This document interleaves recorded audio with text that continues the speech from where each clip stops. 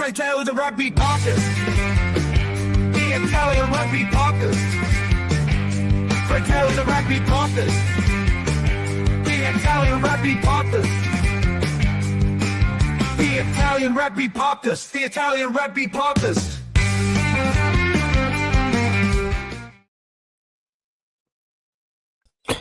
Buonasera, welcome everybody to a new episode of Fratelli Rugby Podcast. Today, me and Mike dig into Benetton Crevi debut Benetton game against Edinburgh and the victory of Zebre against the Ospreys. Mike, how are you? Come stai? Yeah, good. Thank you, mate. How you doing? You good? All good.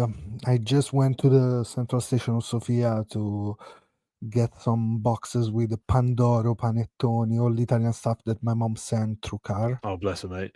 So yes, care package. Yeah. Good on a good old care package. The stuff that we love to hear. Yeah, good, man. Good. Like, you're getting into the Christmas spirit now, mate. December 1st. December 2nd, I should say. Oh, already up. Nice. He's up. Nice. The kids are starting. Alessandro's starting to understand it now. He's a little bit older. He's starting to understand Christmas a little bit more now. So he's getting excited about it, which is cool. So yeah, just which one is your favorite movie? Christmas movie? Oh man, Elf for me. We watched that the weekend. I love Elf. Yeah, Will Ferrell. I did the same, and Will Ferrell is great. So, yeah, I just love him, man. He's funny. Yeah. So we got got into a bit of Christmas spirit. You know, got the old dusted the old jumpers out. Oh wait, in fact, actually, remind me next week I'll wear my Christmas jumper. You really like it. You know, I don't have a proper Christmas jumper. I have to look. If I can find the same one, I'll send you one. In fact, I'll just explain it to you. It's a picture of two teams scrummaging, and it says, "Oh, scrum, all you faithful." It's brilliant, mate. This year there are the Oxenche URC salads don't win scrums. Oh, mate. 4 different style. Yeah. Pretty cheap too, to say. So go on the website of the URC and buy it because it's a good call for that. In Italy, just to end up with this Christmas, because then in a month we're going to talk about the derbies in Christmas. It's going to be a different mood for those. Yeah. But in Italy, we have this tradition in the last 20 years. And in Christmas Day, there is always, or the Christmas Eve, always Coming to America, the movie. What, with Eddie Murphy? Yes. I don't know why. It's like in Japan, they eat KFC for Christmas. In Italy, we have Coming to America. Then, also, we always watch Die Hard, which I know, like, there's a discussion whether that's but Die Hard is always set at Christmas time. Do you know what I mean? It's one of those where you can argue it, but yeah, for me, it's a Christmas film. Die Hard, it's Christmas. Die Hard. Let's start with Benetton, Mike, and then we the transition. In fairness, they did die hard. Like the second half was brave, but yeah, let's talk about the first half. I thought, and some players really die harder too. But let's start with the first half. First of all, windy Edinburgh, crazy windy. The situation there. It was a thing during the game. Yeah. First half, you see how it was hard for Benetton to get away from their own 22 because you had to play a lot ball in hands because literally it was crazy the pressure that we put there. Even kicking in the second half was pretty tough. But anyway, first half for me, let's say maybe it's too rash, non-acceptable, but almost there, Mike. Because the team was not that bad. And a couple of tries, they were too soft. So maybe I can point out in few tries, they were really good in the way they moved the ball. They almost scored another great try with Van der Merwe, the pass inside with Goose, and they combined really well. But still, a couple of tries, too much for that. And then, of course, the game goes in that direction. You didn't have a lot of possession in the first half at all. A lot of mistakes too with the ball in hands when you were attacking in their opposite 50s. Because then the 22s were hard. Line out. A lot of mistakes, Mike. It's really was kind of an act more, but at least it was the second half that give us a little bit more sugar in this bitter bite that was this game for the point. Yeah. I mean, it looks like they obviously showed a lot of heart in the second half to go out and, you know, they started it strong, like trying to sort of attack from the go. And it was one of those, right? It was one of those tough lessons the first half. Like it was almost like, you know, Zebre-esque of last year where they were, you know, 25 points down and started playing. But I do think there was one thing for me that I really want to sort of knuckle down on. And for me, it's where did they find Moses's staff to split the Benetton defense at the back of that line-out for the second try? Because it just opened up for them and they walked through the defensive line to score a try. It was kind of like the last one too. Was actually that one the two from the line out. Yeah, they were those ones are tough. Well, it's also like it's the second to last man on line out biting in, and both times the last man goes offside, and obviously if he touches them, it's going to be a penalty anyway. But like he doesn't even get to them; they just walk through, and you know the rest is history, as it were. But like you know, without talking specifics, I think it's one of those where clearly, right, there's a bit of a hangover from the internationals, and I know it's easy for us to point to that after watching, you know, Doohan and Darcy Graham just absolutely tear Benetton a new one, right? That's why it make me mad. Think about how they play and they were there. Yeah. So for us, clearly, you know, emotionally, like we probably weren't ready for the onslaught at the Hive, and you know, for us, it's a lesson learned again, and you know, we can keep talking about lessons learned, and I think you know after we've had these two reviews, I think there's probably a wider discussion that keeps cropping up with some of the Benetton fans that we probably want to sort of touch upon, but yeah, I think you hit the nail on the head, mate. Like just mistakes, compounding mistakes, and maybe some takeoffs, like that probably was as well. Is another thing, because then of course the ladder is not that good at the moment, and if you see at the stats from the season, you see that something is not working, something is working maybe too much.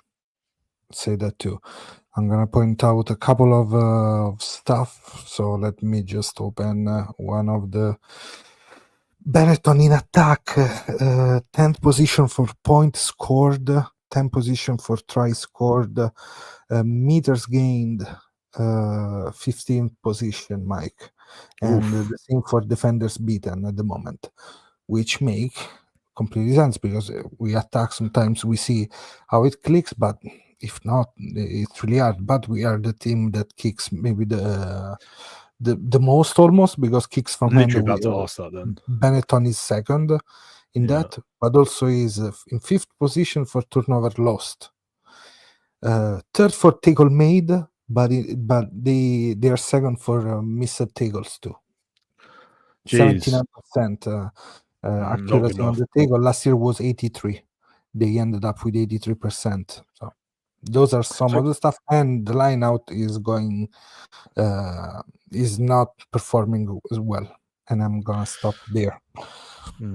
Hopefully we've previewed that, and obviously there are positives and there's glimmers of hope for Benetton's season as well, so we'll probably touch upon that in just a sec. But just on the points that you made, and I think actually this is probably what I wanted to wait a little bit later on, but let's just get stuck into it. So if the attack's not working and the defense isn't working, or the attack is inconsistent, I should say, because when it works, it's beautiful, right?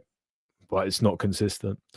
How do you, as a coach, start finding like this gel to try and get these players? Because this isn't just a this season thing, right? Last season, you could argue that, you know, Benetton probably hit where we expected them to be with 8th. Maybe, you know, we expected them slightly higher, but this season we can go back to saying that they're underperforming. Like, I think we could say that with no irony. So how do you take that next step if you're Benetton, and how do the coaches then sort of try and get that? First of all, it's interesting because if we think about last year, the start of the season for Benetton was really good. Last season, this year we start with the draw against Scarlets. Then Scarlets performed really well at the moment. Actually, fair play to them. They are doing a really good season. But still, how you turn around this? It reminds me a lot of Gloucester seasons. The way Benetton is playing. I feel it. I feel it a lot. A lot of parallels. So yes, Skiv and Bortolami. Yeah, they're so similar. Like, you can tell that the way the mantra is so similar. They want to, and also, just to add an element to what you're saying here with the parallels, Benetton are known for how hard, or Bortolami is known for how hard he works his players, how like in shape they are, how fit they are, like focus on, you know, the off the field stuff as much as possible, like best nutrition, all that jazz. And as a consequence, players get injured, like if you're pushing them too hard. And we saw it a lot under Franco Smith as well, if you remember, with Italy. And then there was a lot to talk about that, yeah. And then Skivs, over the past 2 seasons, he had a roster of like a couple of children last season by Christmas time, because everyone and their mums was injured. And also thinking even a couple of seasons before that, there was 3 or 4 games where Pelledri had to play on the wing. I don't know if you remember that, where basically just injured throughout the whole thing. Anyway, long story short, it's interesting that you bring that up, because I do see a lot of parallels between the two as well. So you have to stick to the work ethic, yes, but you have to dig into details, and you have to be more hungry to get the ball back, more sharp in attack. Sharpness in attack, Mike. That is something that for me we are struggling sometimes on the forward ball, gaining line ball to then move. Zanon didn't had a great game, but came from a good ending of the season. Fekitoa did really well, some stuff, other stuff not that good. And then you have these young kids coming, because I was really happy to see Koroyadi playing. The younger under 20 Fijian they came in for Scott Scrafton in the first half. Aminu having minutes too. That Marine got some minutes, but was chaotic this second half too, because in a moment there was Mendy, Rhino, Odogu, Lainag, and Fekitoa. So who was the second center? The outside one. Looks like it was more than Odogu, was Lainag. But anyway, a lot of stuff. The positive for me from this game is that the young players are there. Koroyadi is trying to play. Kinji came in the second half. Bazan Velez had some minutes and is his debut. And then you have Krevi. Krevi is another. So the old boy is a different beast, isn't it? Oh, I think we've lost Otto for a second here. So yeah, whilst he's paused, I'm going to quickly just give you my thoughts on Creevy. Like, sometimes players come in and they show a little bit more than just their playing ability, and those are normally the players that make great coaches. And sometimes there's an overlap, and I think there was news recently that George Ford has joined the England coaching squad, right? And Creevy he's in the same sort of vein, where like he's played for years, and you don't play for that long if you're not good as a player and or good as someone who can coach and really understand the game. So I think it's one of those where seeing Creevy come in and just absolutely obliterate in the second half was probably sight for sore eyes. And actually, I think it's probably going to be a decent turning point for the rest of the Benetton year. So, in my opinion, I think he's come in and he's shown enough to get a lot of Benetton fans excited, because obviously with Lucchesi and Nicotera leaving at the start of the season, it's tough, right? It's tough for everyone to try and deal with that, because obviously then there's such a almost like a skill void and a knowledge void, and the level sort of overall falls. It's really tough for someone to then come in and almost feel that from a junior level, if that makes sense. And Creevy's come in with his experience, and like I said, seems like he's fitting quite in, and I'm sure the other Argentinians are making him feel sort of really at home as well. So yeah, he's definitely fitting into the team. And just on the young players that Ottavio mentioned just before he disconnected, for me, that's one of the key sort of things that Portolami does really, really well. And I think it was on another podcast, I can't remember where I read it, but Portolami was thanked by Conteponi in terms of how much his players have improved under his coaching. So clearly there's an element where he does quite well with the actual sort of building of players, and the young players getting game time, and him sort of really entrusting a lot of really the results on, wrongly or rightly, right, puts pressure on them, and that pressure will allow them to perform in big games. So as Ottavio said, Destiny and those guys coming in, absolutely brilliant to see. But we do need to talk about like the leaky defense, and I'm hoping Ottavio comes back on for that so we can. But if we don't, I think Ottavio highlighted obviously 79% from Ottavio just messaged electricity went off, so he might be a little while. So he said 79% for the season so far for tackles completed. That would make sense, because obviously Benton is slightly trying to change how they are attacking as well. Sorry, how they are defending, and in a sense how they're attacking by putting a lot more focus on trying to recover ball at the breakdown, which means that there's less people in a line, and that takes time as well. And then obviously there's been a bit of a shift with how the national team have been defending, and obviously that will seep into Benetton, because obviously it's so national team heavy as well. So that's also a consideration to think about as well. And whilst we're waiting for Ottavio, I'm probably just going to touch upon Zebre. So I was really, really happy to see how Zebre performed. Not because they won, obviously I'm really happy they won, but because there was a pragmatism that maybe they've been a little bit guilty of not having in the past, and they really showed an element of growth.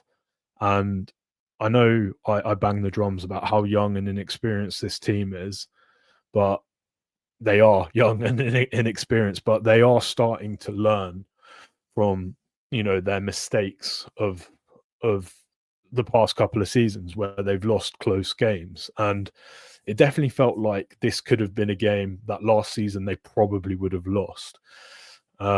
Still plenty of stuff for them to learn and work on, but I'm really happy to see them transition into sort of the team that I think some of us can see them being.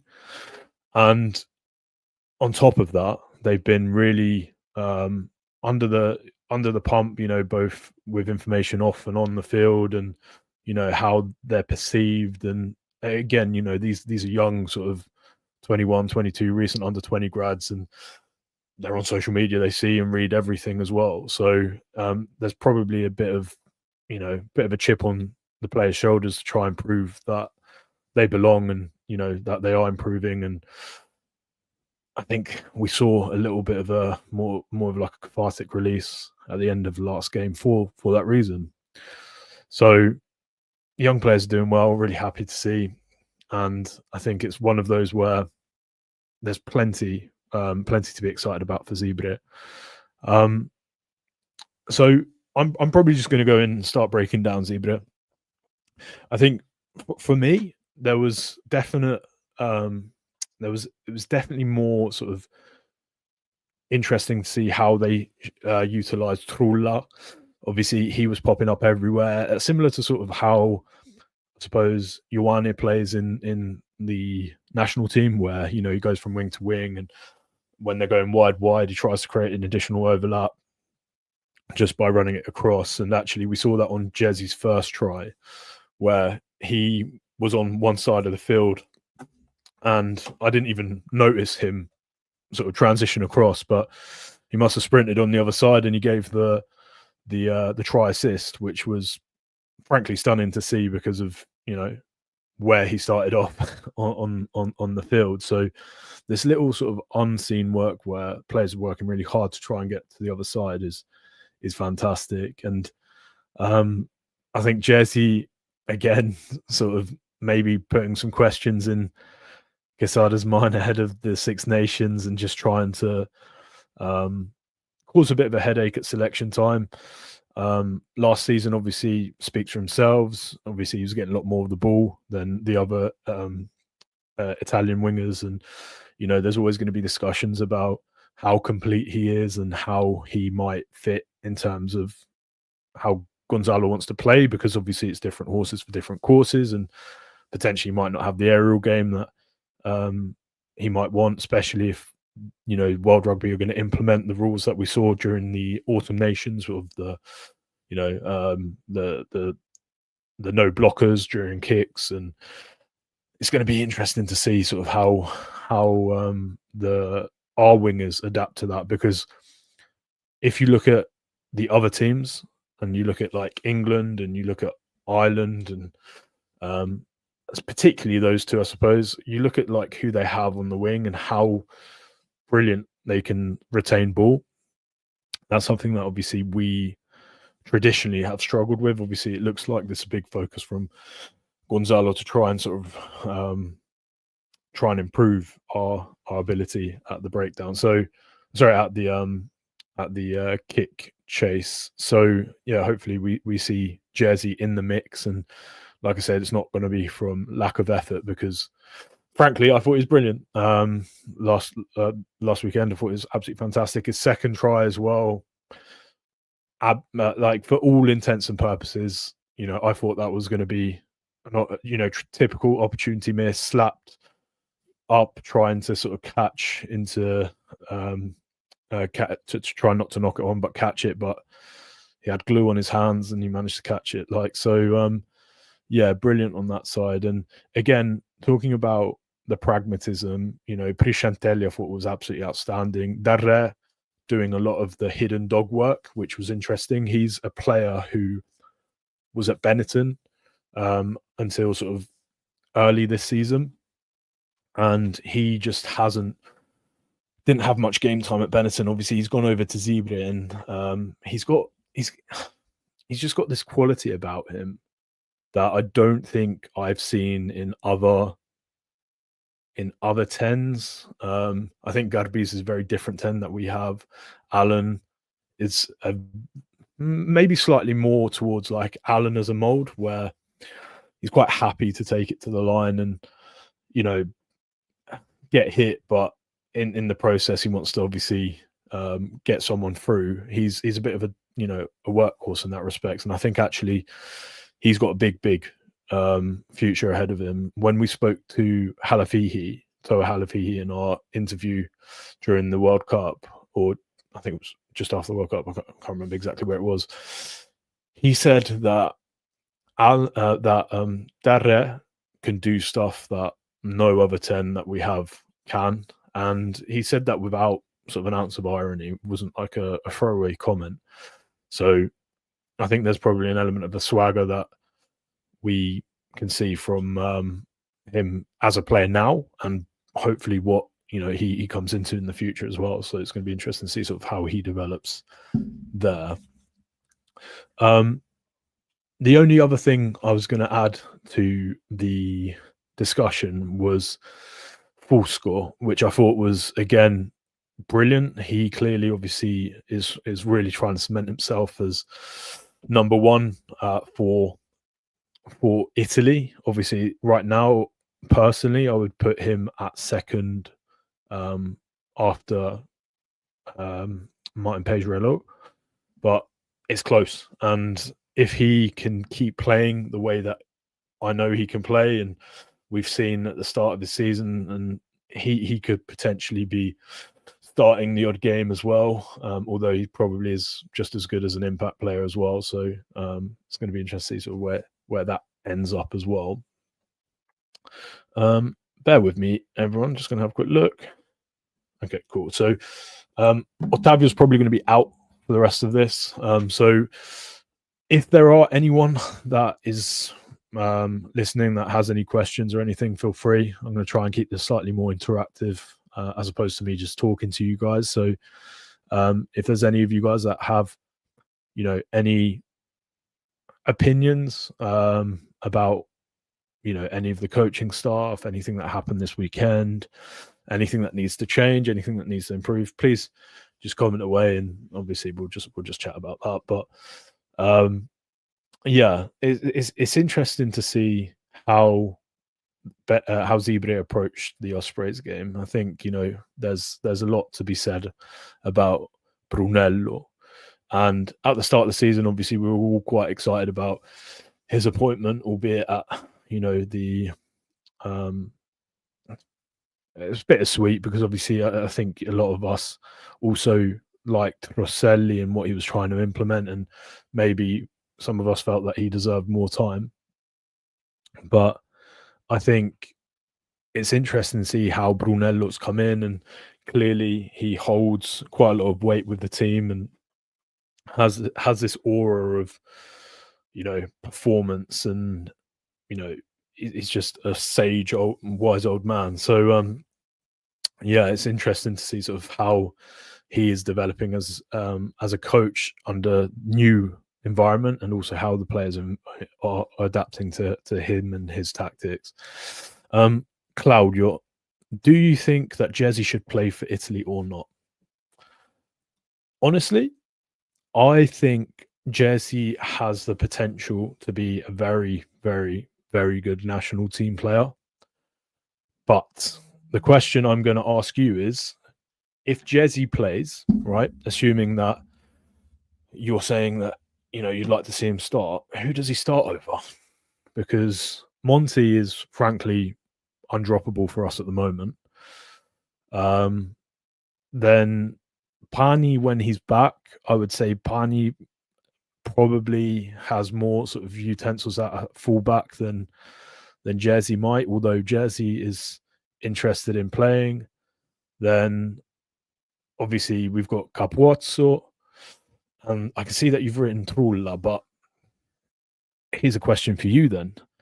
Who do you think starts over 100% Trulla and 100% Paolo Dogu? Because for me, Paolo can do stuff that none of our other wingers can.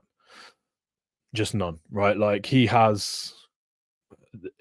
basically like a flanker playing wing with the speed of a winger. He's just ridiculous.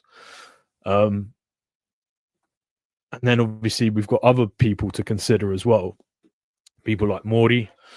Let's see how how much game time he gets and stuff. Obviously, I think he's probably further down the pecking order, but it's a nice headache to have, isn't it, Claudio? I think Jesse has the potential to be very good. He needs to get better in the air. He needs to stop making some decision-making issue problems, like he runs quite upright into it, like purely because obviously he's agile and he wants to try and keep balanced weight on both feet. But you can't do that if you're going to go on the blind and not cut in, because if you're going to back your pace on the blind all the time, teams get wise to it and they're just going to ush you out. And it's happened on a few occasions where a bit of naivety in terms of, you know, his decision making and thinking he can burn people out on the outside. I think, you know, it's one of those where he's light enough to get ushered out. It's what we saw with Bruno a lot as well. Bruno used to do it all the time, where he ran very upright and players got wise to it and they started choke tackling him. I think there was one game, might have been the Ireland game, where there was 3 or 4 successful turnovers just on Bruno because they managed to hold him up. Can't be doing that at national level. Just can't. The question is if he's become better defensively. 100%. 100%. He is much, much better defensively. But also, he's really young. And there's so much time for him to develop. And I think not just it's Italian fans, I think maybe we're a little bit more guilty because, as you know, we went through such a dark period. We were always looking for answers, and often those answers came at the under-20s, and we'd always look at the under-20s, and, you know, players like Menoncello were never a surprise to us, and because we knew, right? We knew that the new crop were good, and we knew Jersey was exceptional as well for the same reason. But what we do have a habit of doing is looking at what we don't have as opposed to what we do have. And in the meantime, and I'll use this as an example, we were all looking at like Fischetti, Zilocchi, and Ferrari slowly but quietly became one of the best props in the URC. Like Simone Ferrari, just at the age of 30. So sometimes it's about, you know, developing what you have. Sometimes it is about what's new. And I think if you look at England as an example, where obviously they have a lot more talent than we do, but if we use them as an example, if you keep cutting and pasting and chopping and changing the teams, there's no continuity. It means that there's loads of different pairings that, you know, will need to have game time together to develop some sort of like rapport and stuff.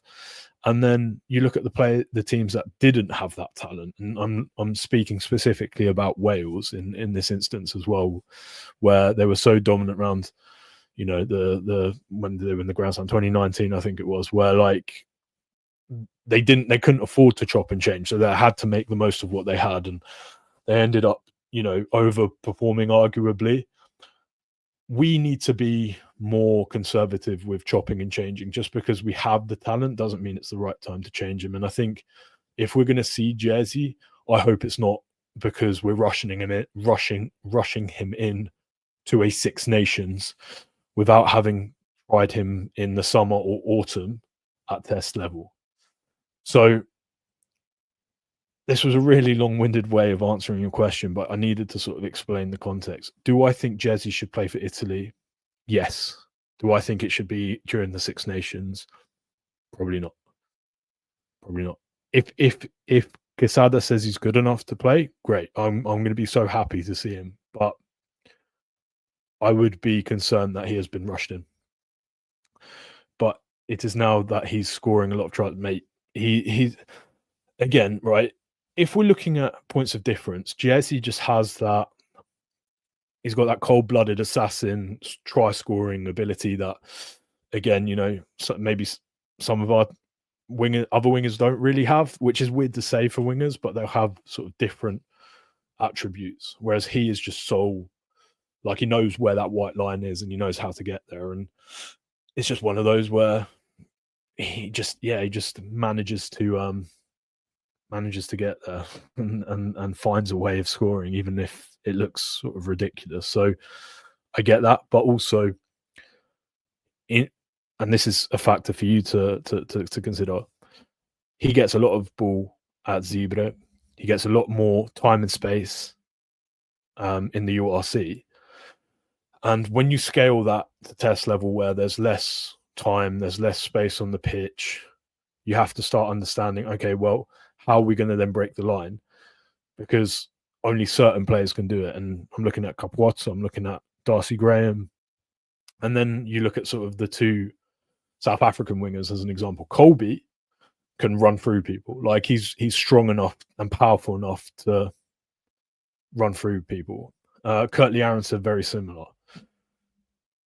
do you think Jersey has that ability to try and break that first tackle if there isn't space? And that's again a question more than me saying that he doesn't, because I think actually he's quite wiry, he's quite strong. But here we go. So as 11, 14, and 15, we have Ioane, Laina, Capozzo, Trullapani, Edogu, and Allen. A lot of people, but some of them will definitely get injured, 100%. 5 games are a lot. Maybe in 1 or 2 of them, he could start from the bench. We, as basically he already did a few times. Yeah, so again, I agree. And then again, this is me not disagreeing with you, but this is, what the coaches will be thinking is, okay, if we're going to go, assuming it's a 5-3 bench, what happens if someone else gets injured? And then you start trying to look at, okay, well, if we have someone like Allen on the bench, he can cover multiple positions. Or if we have someone like Bani on the bench, he can cover multiple positions, same as Capozzo. So chances are, if Capozzo is playing, Bani probably isn't going to be playing. And if Allen is playing at fullback, then probably, again, Bani or Capozzo won't be playing. That's because they can play both winger and fullback at test level, if that makes sense. So I think it's one of those where it's, it's not too much of a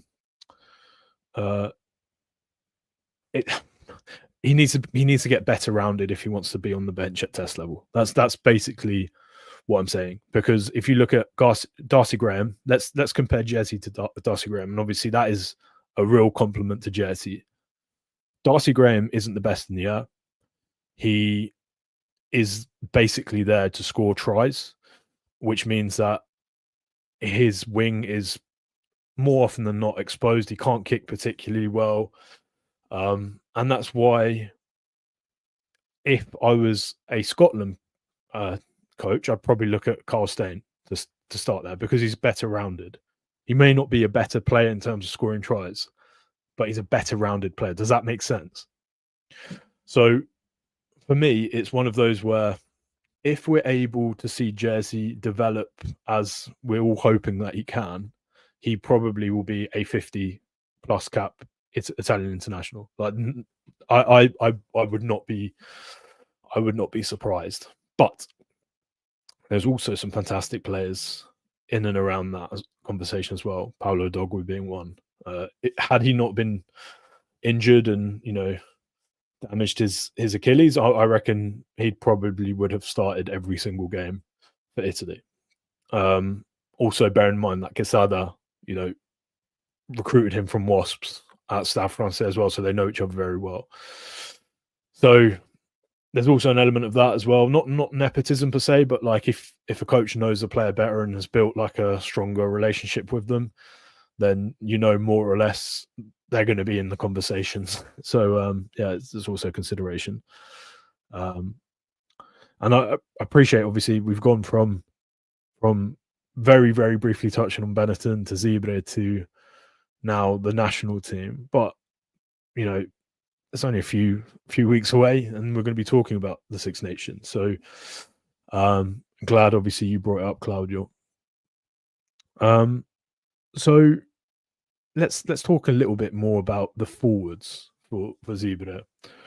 There was a long-awaited return for young Jon Nekulai, who has been plagued. Like, he is the most unlucky player that I think we've spoken about. And again, he's someone who, as Italian fans, we saw him demolish pretty much every pack he was up against at under 20s level. Like, he was a different beast.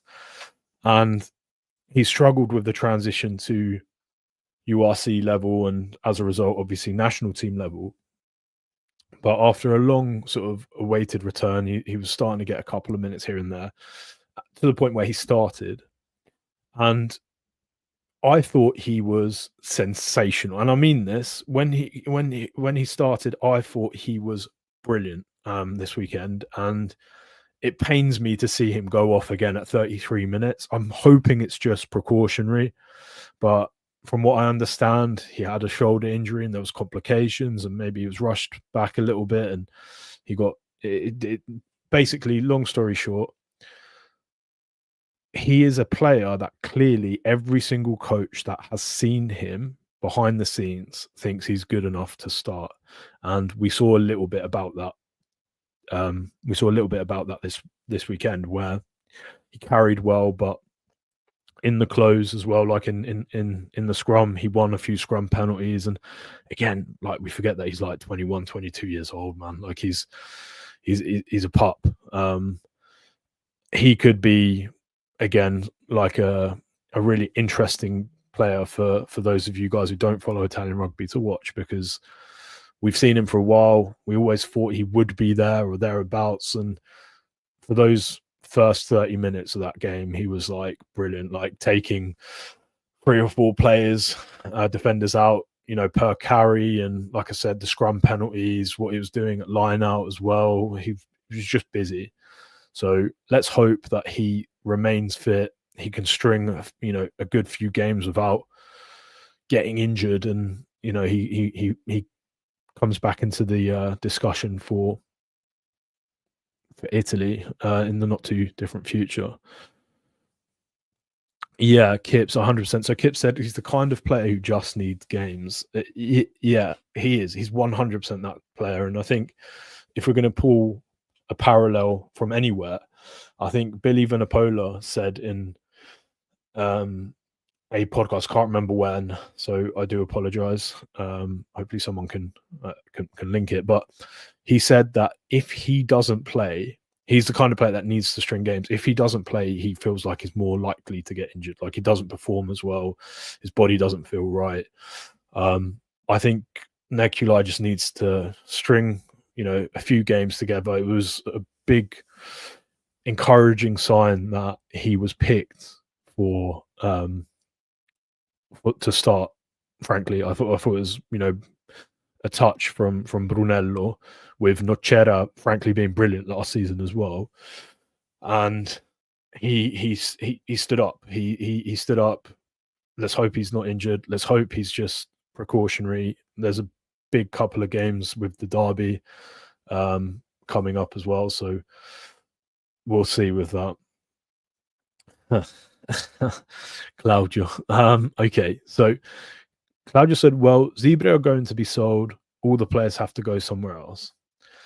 Okay, so I suppose I'll caveat this with speculation, right? Yes, there is speculation that has been reported on a couple of Italian media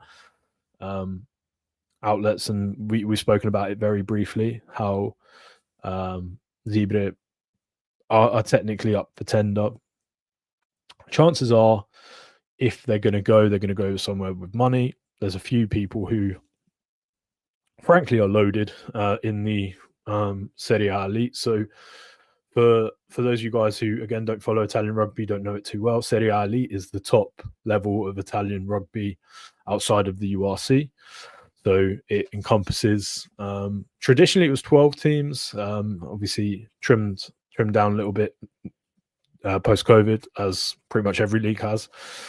And there's a couple of owners in that league which are multimillionaires, billionaires, like very, very well off. And Petrarca Padova, the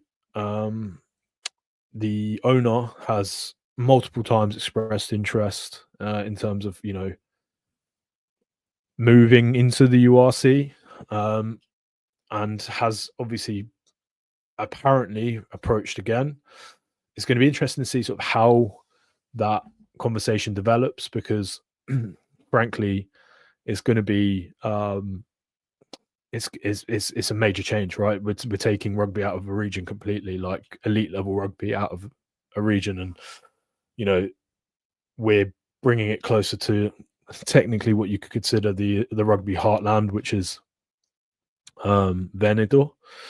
But I would be disappointed, if I'm honest, for all of those fans who have gone in and saw Zebre not win a game and still chant and bang the drums and, you know, show the flares and, you know, wave the flags for the past 3 seasons, that's heartbreaking for those guys. The people who I speak to all the time online, like those avid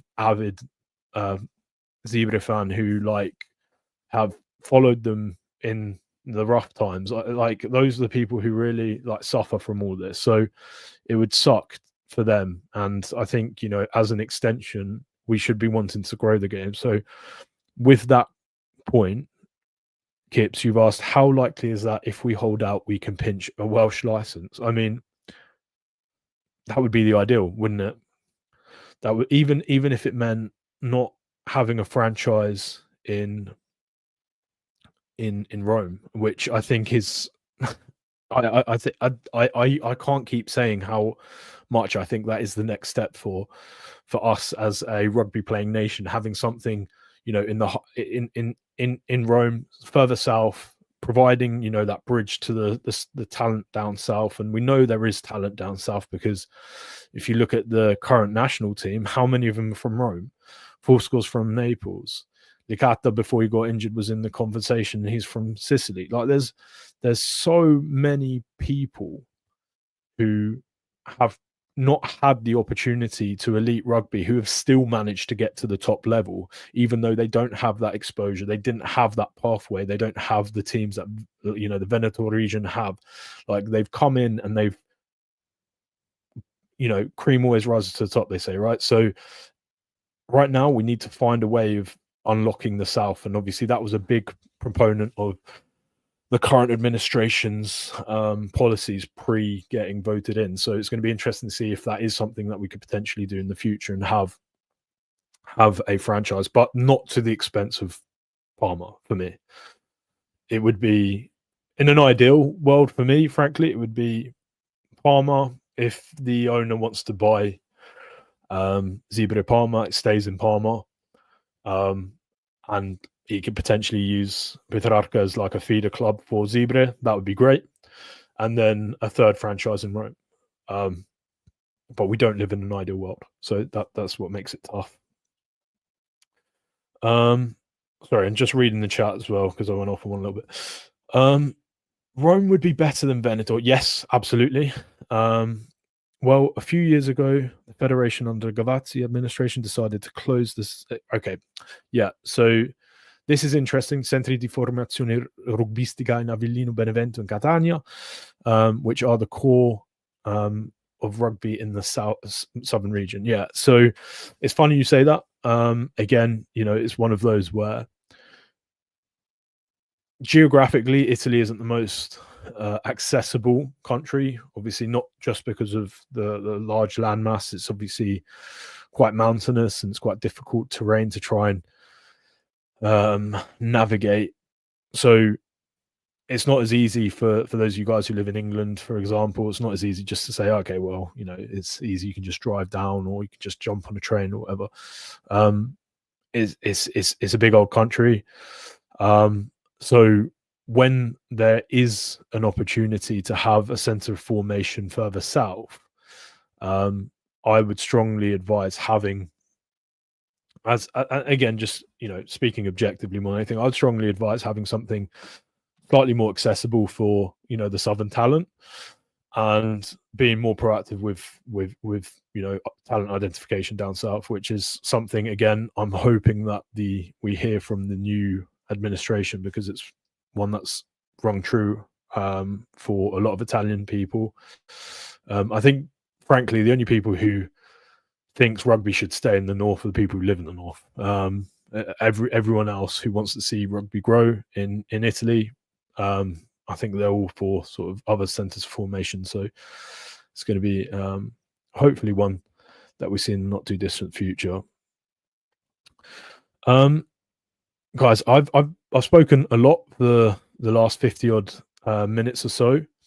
So what I'll say is we'll have 2 more questions, and then I'll probably call it a day, and I'll see if we can get the rest of this up for you guys with Ottavio. Maybe midweek we'll do another sort of live, and we'll go through it, because this became slightly more sort of Q&A focus. Good fun regardless, but yeah, slightly more Q&A focus. So guys who are listening, fire away with your other questions, and we'll get going.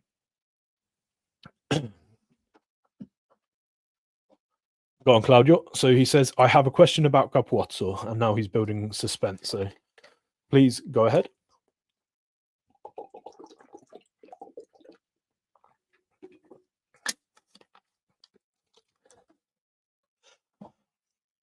I have the feeling that he's getting injured too often when he plays for Italy. Okay. So I'm trying to think. I'm not disagreeing with you. I'm trying to think about how many times he's been injured. Obviously, the HIA, that's tough. I think regardless of the situation, he probably would have got injured there. He got his head in the wrong place when he was making the tackle. He was tackling a prop. Face should always be pointing outwards, was inwards, got KO'd. It's tough. I can't remember last. Was it his wrist he got injured before the World Cup? I can't remember the context of that though. Yeah. So okay. So I'll read the full question. So I have a question about Capuozzo. I have the feeling that he's being injured too often for when he plays for Italy. Maybe because the Italian players cannot support him as much as the Toulouse players can. I'm afraid that it will happen to him the same that happened to Pellegrini. What do you think? So, but first of all, Pellegrini was the biggest, the biggest upset. I think for a lot of the Italian fans at the time, because he was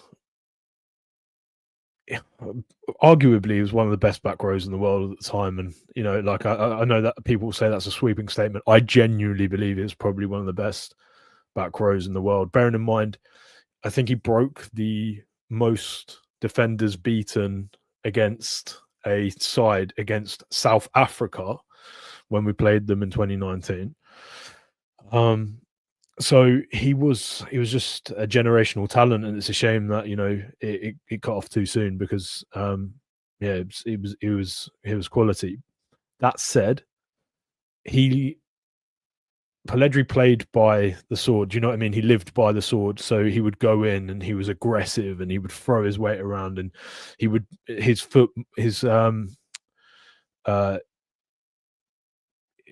feet going into the tackles and stuff. It was very like devil may care about his safety, and your body has a finite amount of those in you. So he played the game how he wanted to play the game, and he played the game like he didn't give a fuck about getting injured.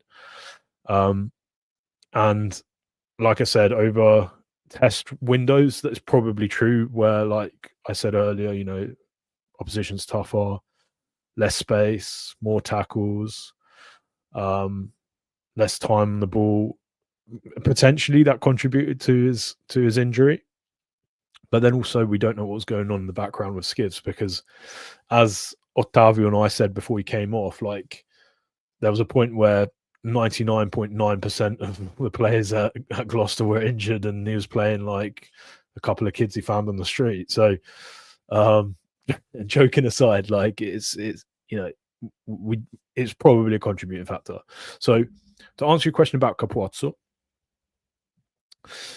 I think Capuozzo, it's true that he probably doesn't get the same level of like support lines, etc., from Toulouse, because frankly they're the best team in the world, best club team in the world. And I think that's quite easy to say that.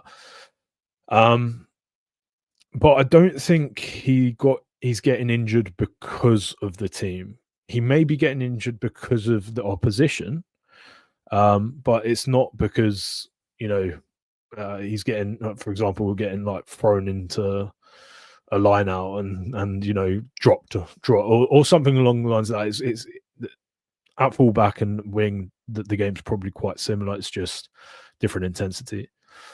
But that's a good question. Sorry, and Kips. Odiate for national team. Yes, if we can go back in time when he was you know, not almost 40. Oh, this is a good one. Right. I said 2 more, but this one's a really good one. Then we'll wrap up. So, but if there was Pellegrini, there'd be no Lamaro. I think that's a really, really good point. So we would have, let's think about it. So we would have probably, I'm trying to think who we would have. Do you guys remember if Toa got capped under O'Shea? I think it was under Crowley. But if Pellegrini had stayed, we would have had Negri, Pellegrini, and probably like Sergio for the longest time, for the absolute longest time.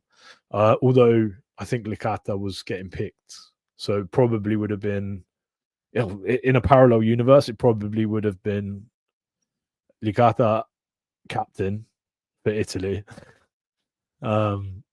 Pellegrini. Sorry, Stain as well. But unfortunately, that injury was sent him to hell, didn't it? So, yeah.